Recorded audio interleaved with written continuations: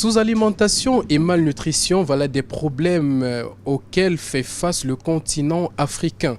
Des problèmes qui auraient pu être résolus si et seulement si on réussissait déjà à maîtriser la chaîne de froid. Aujourd'hui, nous sommes à Bologne, la capitale de l'Émilie-Romagne. Nous allons à la rencontre de Madi Sankandé, qui est un ressortissant du Burkina Faso. Il est à la tête de la New Coal System. Il travaille justement dans ce domaine. Aujourd'hui, le focus, c'est sur lui. Bienvenue sur Vision Channel Africa.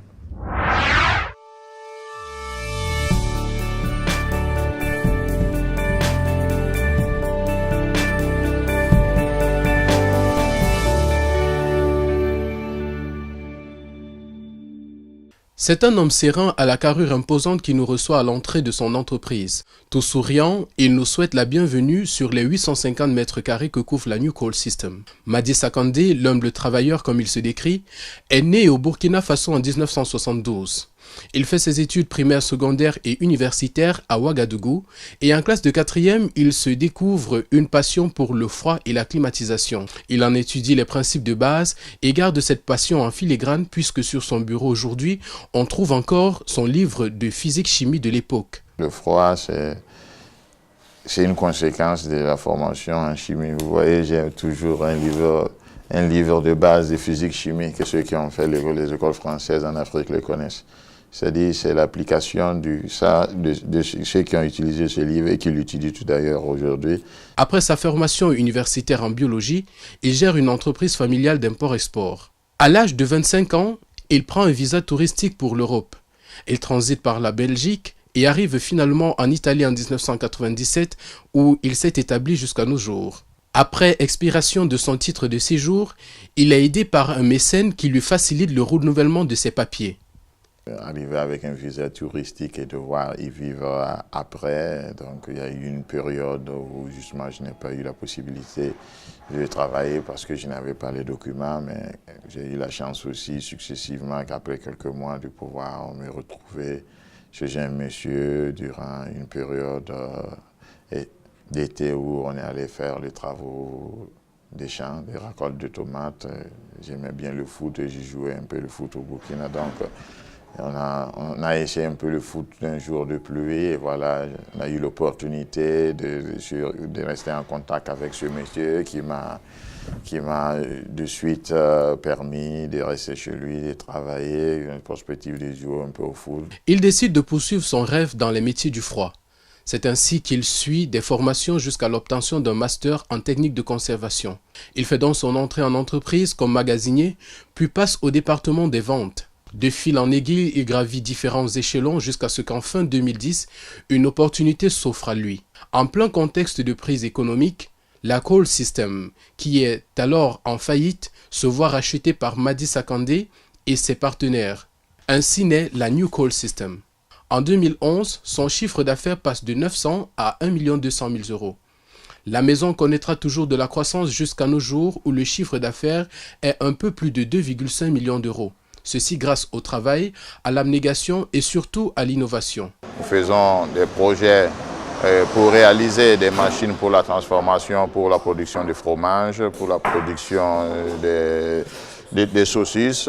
Nous projetons des machines, des techniques, des systèmes frigorifiques qui sont intégrés dans des machines de production. Nous faisons des machines qui sont utilisées dans l'industrie alimentaire en général et aussi de la climatisation. Au-delà de cela, nous revendons les pièces aux frigoristes qui vont faire la maintenance, qui vont faire l'assistance technique.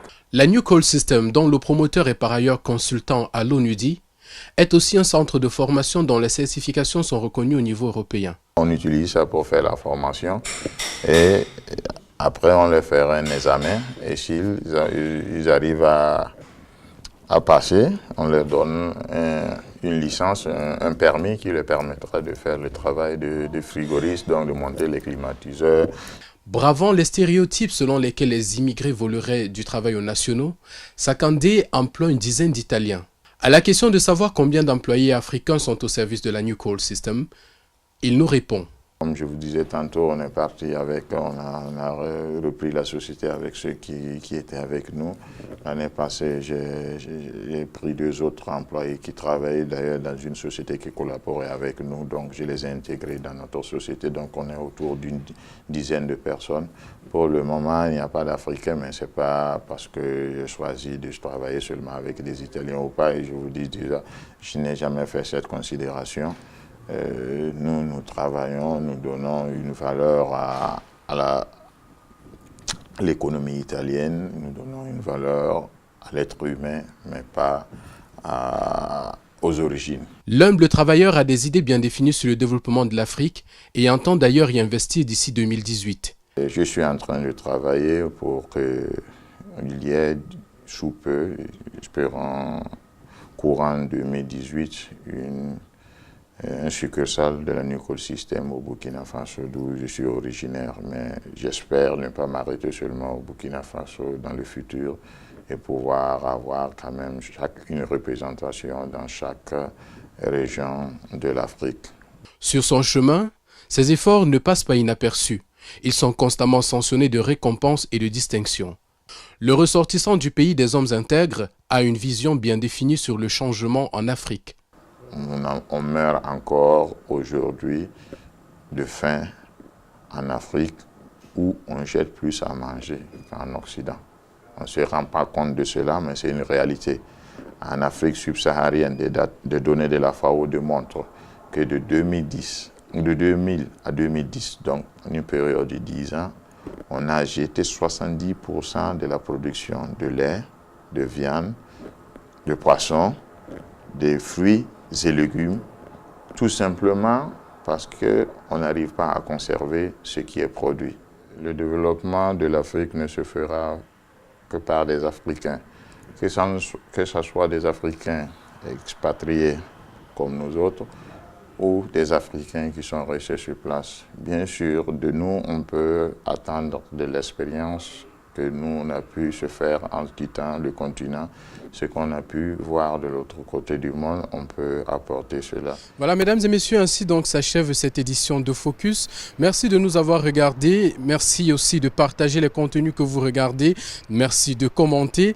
Remarques et suggestions, nous les attendons inbox. À très bientôt sur Vision Channel Africa.